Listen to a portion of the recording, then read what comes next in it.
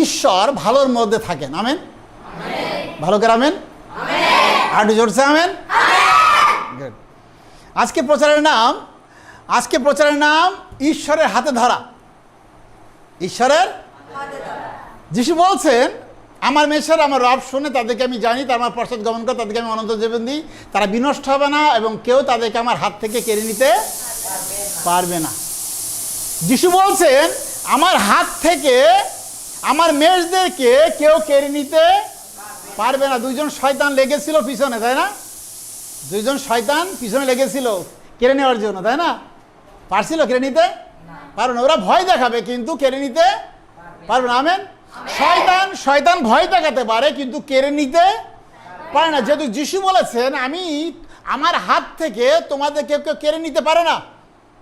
যে হাতটা এত ভালোবাসার হাত, যে হাতটা আমার আপনাদের জন্য ক্ষতবিক্ষত করেছে, সে হাতটা কত পরাক্রমশালী, ক্ষমতাধর হাত, যে হাতটা কত ক্ষমতা রয়েছে, যে হাতটা আমাদের জন্য পেরেকবিদ্ধ করেছে, সেই হাত বলছে, সেই যিশু বলছে, আমার হাত থেকে তোমাদের কেউ কেড়ে নিতে পারবে না।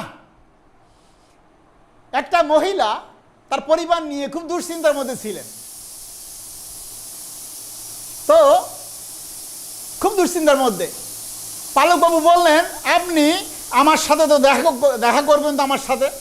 তো মহিলাটা তার বাচ্চাকে নিয়ে পালকের সামনে এসেছে। আর পালক বলছে, আপনি এসেছেন? হ্যাঁ পালকবাবু, খুব বিপদে আছি। তা বলছে, আপনার কোলের বাচ্চাটাকে ফুলের ভরে ফেলাই দেন। মহিলাটা প্রথমে বুঝতে পারেনি যে এই কথা বলতে পারে পালক বলছে, আবার আপনি বোঝেননি? বলে, না, আমি বলছি আপনার কোলের থেকে আপনার শিশুটাকে ফুলের উপরে ফেলাই দেন। বলছে, কি কথা বলছেন আপনি? বলে, হ্যাঁ ফেলাই দেন। বলে, আপনার মাথা খারাপ নাকি? আমার বাচ্চাটাকে আমি ফেলাই দেবো এখানে? বলে, হ্যাঁ ফেলাই দেন। বলে, না, কত টাকা দিলে, আপনাকে কত টাকা দিলে বাচ্চাটাকে ফেলাই দিবেন? বলছে, আকাশে যত তারা আছে তত টাকা দিলেও আমার বাচ্চাকে আমি ফেলাবো না। তখন পালকবাবু বললেন, তাহলে আপনার সমস্যা যদি প্রভু যিশুর হাতে সঁপে দেন, ঈশ্বরের কাছে সঁপে দেন, তিনি কি আপনাকে ফেলাই দিবেন? আমরা পাপী হয়েও যদি আমার সন্তানকে ফেলাতে না চাই, তাহলে ঈশ্বর, ধার্মিক ঈশ্বর, পবিত্র ঈশ্বর, তিনি আমাদের, তার হাতে গিয়ে যদি আমরা পড়ি, তাহলে তিনি কি আমাদের ফেলাই দেবেন? ফেলাই দিতে পারেন না, ফেলাই দিতে পারেন না। বলছে, আপনাদের সমস্যা নিয়ে আপনারা বহন করছেন, আপনারা টেনশন, চিন্তা করছেন নিজেরা সলভ করবার জন্য, সমাধান করবার জন্য, কিন্তু আপনাদের সমস্যা ঈশ্বরের কাছে রাখেননি, তাই আপনারা কষ্ট পাচ্ছেন। যখন আপনারা আপনাদের সমস্যা ঈশ্বরের কাছে রাখবেন, তখন এটা বুঝবে ঈশ্বর, আপনাকে আর কষ্ট পেতে হবে না। তখন মহিলা বলছে, পালকবাবু, আমি তো এইভাবে বুঝি নাই। ঈশ্বর যে আমাদের আছেন, আমাদের সর্বশক্তিমান ঈশ্বর যে আছেন, আমাদের সাহায্যকারী ঈশ্বর যে আছেন, আমাদের যোগানদাতা ঈশ্বর যে আছেন, আমি তো ভুলেও তার কথা চিন্তা করি নাই। আপনার কাছে না আসলে তো আমরা আরো কষ্টের মধ্যে পড়তাম। আমি গিয়ে হাঁটু গাড়বো প্রভুর কাছে এবং প্রভুর কাছে আমাদের সমস্যাটা রাখবো। ঈশ্বরের হাতে ধরা। ঈশ্বরের লোকরা দেখবেন, বলছে, অশুভ সংকেত তারা ভীত হয় না, ভেঙে পড়ে না, অশুভ সংবাদও হবে না। যদি আমরা ঈশ্বরের হাতে ধরা থাকি, তাহলে শয়তানের কোনো ক্ষমতা নেই, বান জাদুর কোনো ক্ষমতা নেই আমাদেরকে একটু টলাতে। আমরা অটল থাকব, অবিচল থাকব। অটল থাকিয়া শয়তানে প্রতিরোধ করো, তাহাতে তোমাদের হইতে সে পলায়ন করবে। আমেন। এই কথা বাইবেল বলছে। আমাদের ভয় পাওয়ার কিচ্ছু নেই। যদি আমরা ঈশ্বরের হাতে ধরা থাকি, সদরক মশক অবেদনজ্ঞ জানত যে আমরা ঈশ্বরের হাতে ধরা রয়েছি, আমরা ঈশ্বরের পথে চলছি, আমরা ঈশ্বরের পথে জীবনযাপন করছি, আমরা ঈশ্বরের বাক্য মেনে চলছি, আগুন আমাদেরকে কিছু করতে পারে না। এই রাজার আইন, ঈশ্বরের রাজার আইন আমরা পালন করব না, কিন্তু ঈশ্বরের পালন করব। আমরা ঈশ্বরের হাতে আমাদেরকে সঁপে দেব। তাতে কি হয়েছিল? আগুন তাদেরকে কি করতে পারেনি? দানিয়েলকে সিংহে কি করতে পারেনি? এইগুলো ঈশ্বরের হাতে ধরার মানুষ, ঈশ্বরের হাতে এরা ধরা, ঈশ্বরের হাতের মানুষ এরা জানে ঈশ্বরের হাত কত বড় শক্তিশালী হাত। রাজা বলছে যখন ঢোল টঙ্কর বাজবে, বিনা চতুষ্তন্ত্রী পরিবাদিনী বাজবে, তখন সকলে মিলে আমার 6 হাত উঁচু লম্বা 6 হাত পাশে সোনা দিয়ে তৈরি করা প্রতিমাকে প্রণাম করবে। রাজার আইন এটা শুনতে হবে। কিন্তু ঈশ্বর লোকরা মনে করেছিল রাজার আইনের থেকে ঈশ্বর আইনটা অনেক মূল্যবান। আমেন।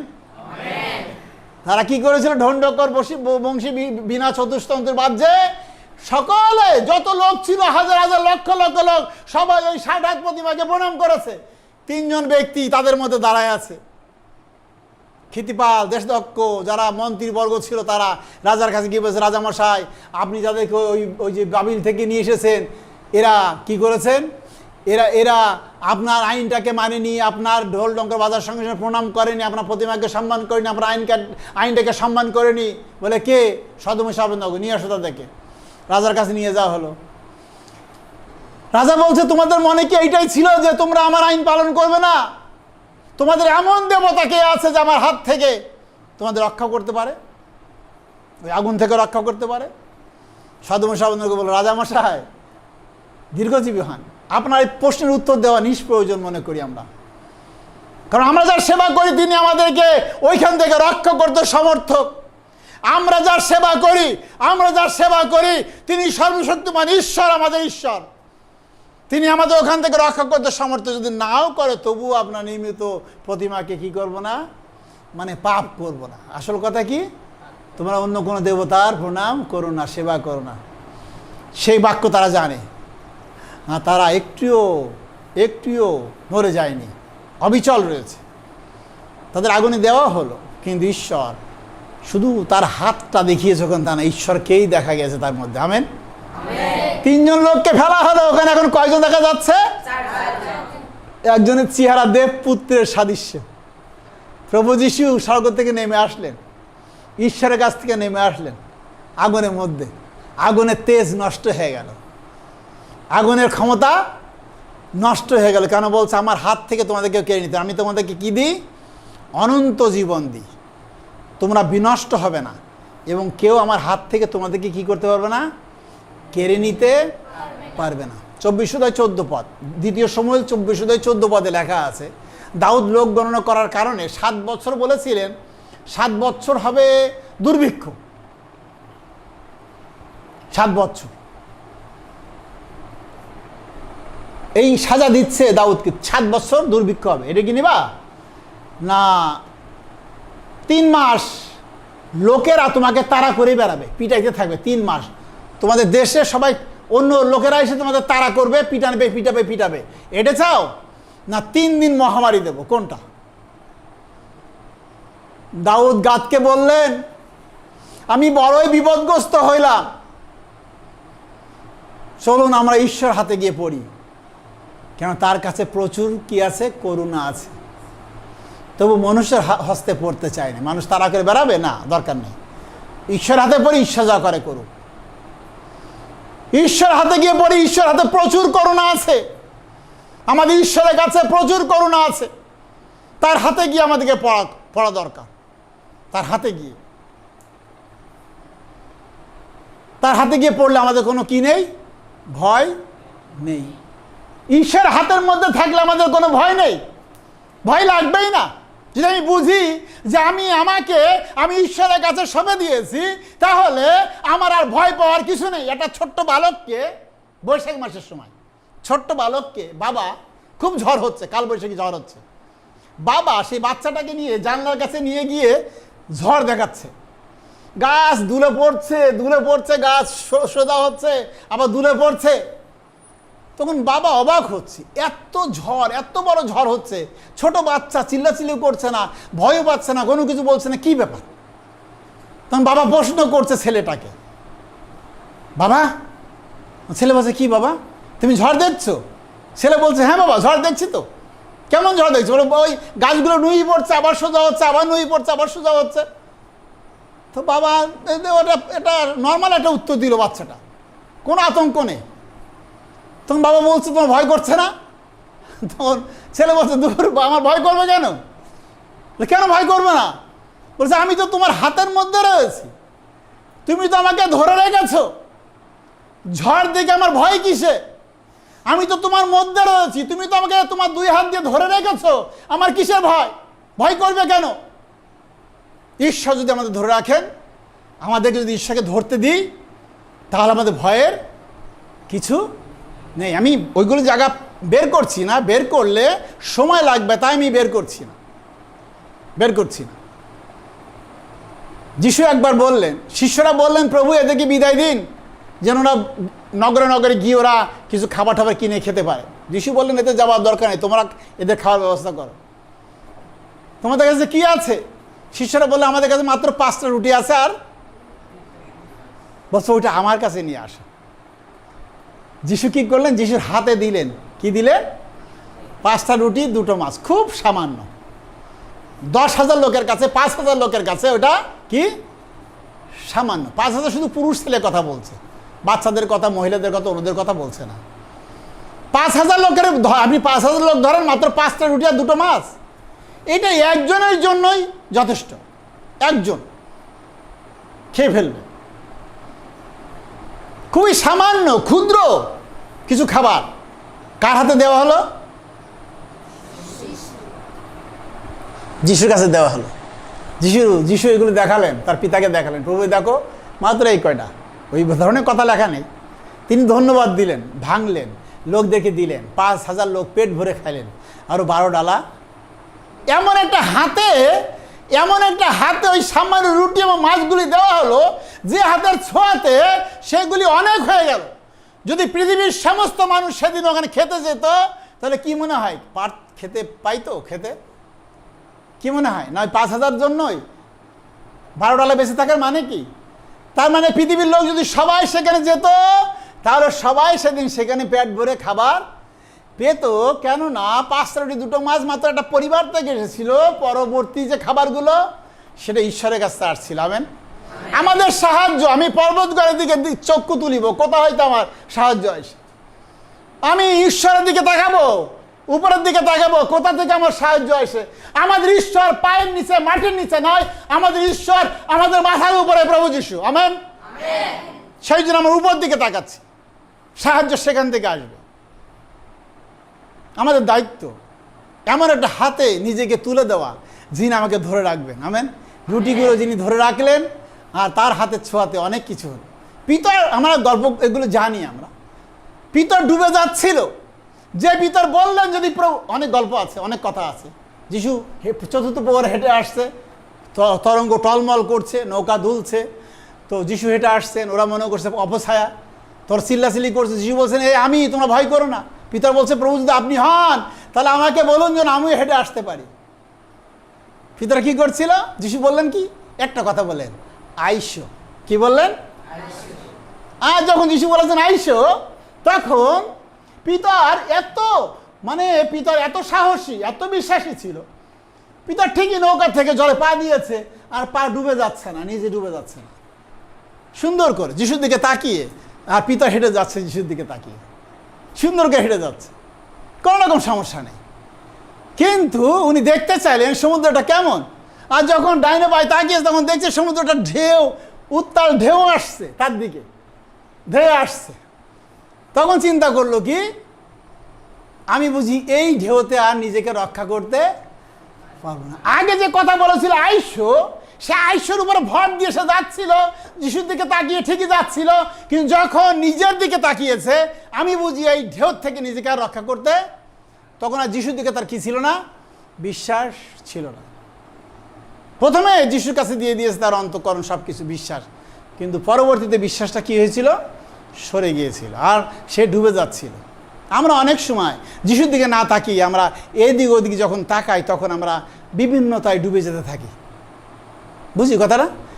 যখন যিশুর দিকে না তাকিয়ে আমরা এদিক ওদিক তাকাই, মানসিক চিন্তা করি, তখন আমরা ডুবে যাই, বিভিন্নভাবে আত্মিকভাবে ডুবে যাই, আমরা ডুবে যাই।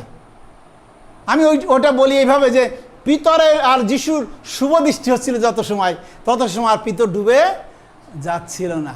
বিয়ের সময় দেখেছেন না, হিন্দুদের মাথার উপরে একটা কাপড় দিয়ে দেয়, একটা মেয়ের আর ছেলের, বর না, ওরা শুভ দৃষ্টি করার সুযোগ দেয়, শুভ দৃষ্টি। আমাদের সাথে প্রভু যিশুর সাথে শুভ দৃষ্টি হওয়া দরকার, তার দিকে তাকিয়ে থাকার দরকার। তাহলে আমরা বাইরের দিকে তাকাবো না, জগতের দিকে তাকাবো না। আর ডুবেও যাব না। আর ডুবে যাচ্ছিল, কতটা ডুবেছিল জানি না, কি অল্প একটু ডুবেছিল, না মাজা পর্যন্ত না গলা পর্যন্ত তা জানি না, কিন্তু হাত যখন যিশু ধরেছেন, পিতার বলছে প্রভু রক্ষা করো, আর যিশু হাত যখন, পিতার হাত যিশু যখন ধরেছে, তখন কোনো ঢেউয়ের আর ক্ষমতা ছিল না যিশুর হাত থেকে তাকে কেড়ে নেওয়ার। আমেন, ভালো করে আমেন, আর জোরসে আমেন। ঠিক আছে। যিশু যখন হাত ধরেছে পিতারের, তত ডুবে যাচ্ছিল, কিন্তু আর এক সুতাও ডোবেনি, বরং সে আবার জলের উপরে ভেসে উঠেছে, যেহেতু যিশু তার হাত ধরেছে। আপনি যিশুর হাতে ধরা আছে, কোনো টেনশন করবেন না, তাহলে কোনো টেনশন করবেন না। যাই ঘটে যাক না কেন, যত প্রতিকূলতা আসুক না কেন, আপনি ঠিকই আপনাকে পার করে নেবেন তিনি। আমেন, অবশ্যই। যাই হোক না কেন ঘটবে, এগুলি জগতের মধ্যে যখন আছি এগুলি ঘটবে। ইয়ব জগতের মধ্যে ছিল, ইয়বের জীবনে ঘটেছিল, কিন্তু সে টলে যায়নি। যাই ঘটুক না কেন, 10টা ছেলে মেয়ে মারা যাওয়া সহজ কথা নয়, 11,500 পশুধন ছিল নষ্ট হয়ে যাওয়া সহজ কথা ছিল না, তার গায়ে ঘা হয়েছে সহজ কথা ছিল না। সে শুনছে বিপদের কথা আর বলছে আমি মায়ের গর্ভ থেকে উলঙ্গ আসিয়াছি, উলঙ্গই ফিরিয়ে যাব। সদাপ্রভু দিয়েছিলেন, সদাপ্রভু নিয়েছেন, সদাপ্রভুর নাম ধন্য হোক। আমেন।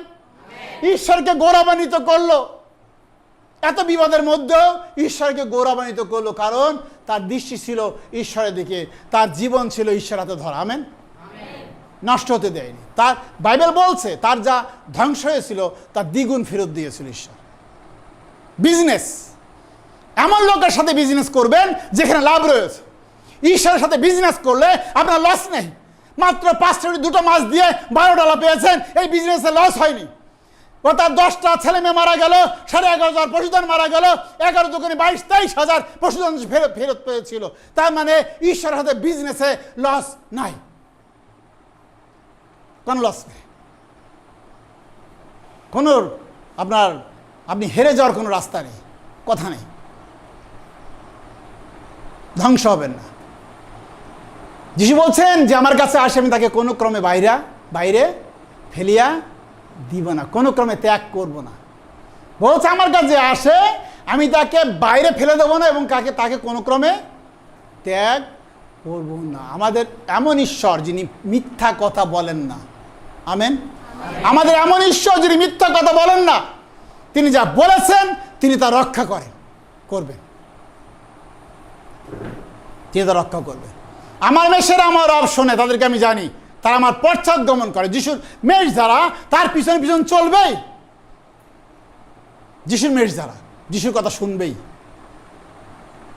তাদেরকে আমি জানি, তারা আমার পশ্চাৎ গমন করে, তাদেরকে আমি অনন্ত জীবন, তারা বিনষ্ট হবেন, তাদেরকে আমার হাত থেকে কেড়ে নিতে পারবে না। এইটা আমাদের জীবনের জন্য আশ্বাসের বাণী, নিশ্চয়তার বাণী। যিশুর কাছে আসলে যিশু আমাদেরকে কোনো ক্রমেই শয়তানের হাতে ছেড়ে দিবে না, মৃত্যুর কাছেও ছেড়ে দিবে না। কারণ যিশু বলছেন আমি পুনরুত্থান ও জীবন, যে আমাদের বিশ্বাস করে সে মরলেও মৃত্যুর কাছেও তিনি ছেড়ে দিবেন না। 25:8 লেখা যিশায়ও তিনি মৃত্যুকে অনন্তকালের জন্য বিনষ্ট করিয়াছেন, এই আমাদের মুখ থেকে চক্ষুর জল তিনি মুছাই দিয়েছেন। মৃত্যুকেও আমাদের কাছ থেকে তিনি দূর করে দিয়েছেন, অনন্তকালের জন্য বিনষ্ট করে দিয়েছেন। যেমন ক্ষেপণাস্ত্র আসলে পেট্রিয়েট দিয়ে তাকে ধ্বংস করতে হয়, যীশু খ্রিস্ট তার নিজের জীবন দিয়ে মৃত্যুকে বিনষ্ট করে দিয়েছেন। আমেন। হে যাকবের কুল, হে ইসরায়েল কুলের সমস্ত অবশিষ্টাংশ, আমার কথা শুনো, গর্ব হইতে আমি তোমাদেরকে বহন করিয়া আসিতেছি। কি বলছে? যিশায়ও 46:3 বলছে আমি তোমাদের পেটে থাকতে আমি তোমাদের কি করেছি? বহন করেছি। কে বলছে এই কথা? যাকবের কুল, ইসরায়েল কুল বলছে তোমরা শুনো, আমি তোমাদের গর্বে থাকতে, পেটে থাকতে আমি তোমাদেরকে কি করেছি? বহন করেছি। যাকব আর এসো যখন পেটে ছিল তখন জড়াজড়ি করতো তারা, না? তো সেখান থেকে ঈশ্বর বলছে আমি তোমাদেরকে সেখান থেকে বহন করেছি, আশীর্বাদ করেছি, আমি ধরে রেখেছি।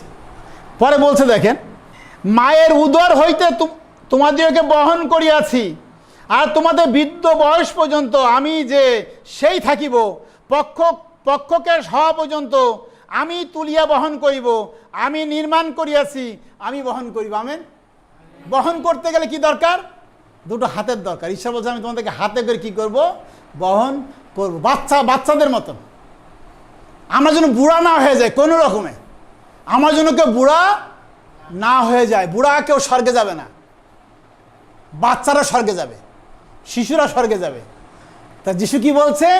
ফলত যদি কেউ খ্রিস্ট থাকে তবে নূতন সৃষ্টি হলো, পুরাতন বিষয়গুলি বুড়া ঠুরা বাদ গেছে, সেগুলি নূতন হইয়া।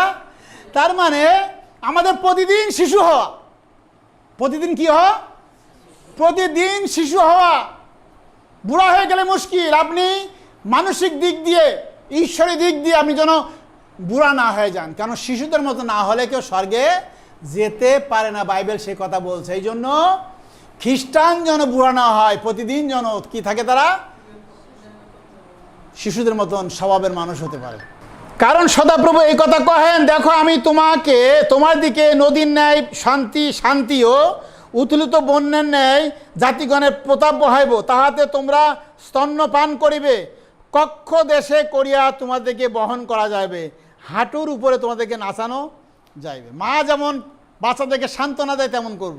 বলছে কাকে করে বহন করো? বাচ্চাদের কাকে করে বহন করে না? বাচ্চাদের শিশুদেরকে কাকে করে? কি লাগে? হাত লাগে। ঈশ্বর বলছেন আমি তেমন করে তোমাদেরকে কি করব? বহন করব। ঈশ্বর আজও একই ঈশ্বর, আমাদেরকে তিনি বহন করতে চান নিজ হাতে। তিনি আমাদের হস্তে তালুতে বহন করেন। বলছে আমি ইসরায়েলদেরকে যেমন মিশর দেশ থেকে পাখাই বহন করে আমি নিয়ে এসেছি, দুগ্ধমধু প্যালেস্টাইন দেশে এবং কনান দেশে আমি নিয়ে এসেছি, একই ঈশ্বর আমি রয়েছি, আমি তোমাদেরকে বহন করেছি। ঈগল পাখি যেমন পাখায় বহন করে, কি করে জানেন? ঈগল পাখির বাচ্চা যখন থাকে আর যখন তারা খাইতে খাইতে মোটা হয়ে যায়, বড় হয়ে যায়, তাদের বাসায় করে কি জানেন? এই ঈগল পাখি বড় পাখা দিয়ে বাতাস দেয়। বাতাস দিলে পরে ওরা ওই বাচ্চারাও পাখারাম করে, মানে টিকে থাকার জন্য, ওখানে থাকার জন্য, তখন ও পাখাটা চালু করে, তার মানে শক্তিশালী হয়। যখন একটু বড় হয় তখন করে কি জানেন? এই ঈগল পাখি ওই বাচ্চাদের ছানাদেরকে ওই হাজার ফিট উপর থেকে, পাহাড়ের উপর থেকে ওই বাচ্চাদেরকে পাখাই করে ওদেরকে ফেলে দেয়, নিচে ফেলে দেয়। আর মাংসের দলার মতন তারা এরকম করতে করতে নিচের দিকে নেমে আসে, নিচের দিকে পড়তে থাকে, পাথরের দিকে নিচে, পাহাড়ের নিচে পড়তে থাকে। আর তখন ওই ঈগল পাখি ওরা উড়ে গিয়ে ওদের নিচে চলে যায় পাখা মেলা করে, আর তখন ওরা গিয়ে ওই পাখার উপরে বসে। আবার তখন ওরা উড়তে উড়তে বাবা পাখি ওই বাসায় নিয়ে এসে আবার রাখে, আবার তারপরের দিন ওইটা করে, ওদেরকে ট্রেনিং দেয়, শিক্ষা দেয় যেন তারা উঠতে পারে। আমেন। আমাদের জীবনে কখনো কখনো এইগুলি আসে যেন আমরা নিজেরা প্রভুর সঙ্গে চলতে পারি, প্রভুর সঙ্গে জীবনযাপন করতে পারি। আমাদের জীবনে কখনো কখনো ঈশ্বর এগুলি ঘটতে দেন আমাদের মঙ্গলের জন্য। নয়তো তারা বাচ্চাদের ওঠে না করলে বাচ্চা সারা জীবন কী হবে? ওরা বাসার মধ্যে পঙ্গু হয়ে থাকবে। ইয়োবের জীবনে এগুলো না ঘটলে আমরা বুঝতাম না ঈশ্বর লোকদের জীবনে কি ঘটতে পারে। সদমর্ষ দানিয়েল এই সমস্ত লোকদের জীবনে, প্রেরিতদের জীবনে যা ঘটেছে, সকলকে সাক্ষ্যমান হতে হয়েছে। এইগুলি না ঘটলে আমরা বুঝতাম না যে আমাদেরকে কিভাবে জীবনযাপন করতে হবে, কিভাবে বিশ্বাস থাকতে হবে, আমরা বুঝতাম না। কিন্তু ঈশ্বরের লোকেরা আমাদের শিখিয়েছে, আমরা তাদের কাছ থেকে শিখেছি যে কীভাবে আমরা প্রভুর সঙ্গে জীবনযাপন করব, ঈশ্বরের বাক্যের সাথে মিল রেখে আমরা জীবনযাপন করব। সেই জন্য আমাদের দায়িত্ব যেন আমরা ঈশ্বরের বাক্য পড়ি, পাঠ করি এবং প্রার্থনায় আমরা সময় কাটাই, যেন ঈশ্বরের কাছ থেকে তার আশীর্বাদ পেতে পারি। আমেন। প্রভু আশীর্বাদ।